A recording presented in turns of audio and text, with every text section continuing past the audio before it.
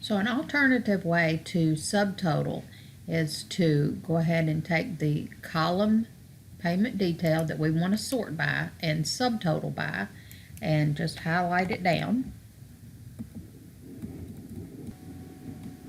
Okay. And then we're going to sort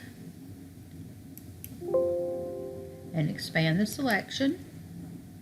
And then what we want to do next is to sort, we want to subtotal groups of payment detail and subtotal it. So we're going to take these two columns and drag all the way down again.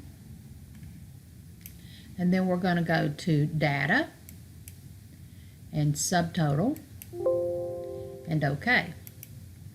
Now we want to decide what do we want. We want the sum of the totals and we want it to sum the amount totals. Okay, so then we can say OK. And what this does is goes in and adds the subtotal amounts. It doesn't put the little space in there, so it's a little jumbled together, but if you're okay with that, it's a little faster than adding the lines in yourself. And you can see the current reserve amount, the Amazon, this is the shipping, like UPS or however you got it there.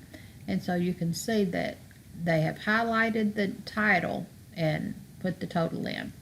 Okay.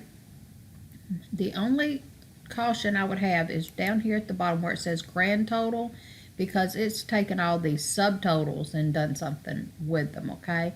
And what we want to do is to get our sales. So I would go into the top one, right click, insert, and put a space. Okay, and then just go back to here and home and auto sum and get my sales total. So we could actually change this to sales total. Okay, and to verify that that is actually what we want, we can look back at our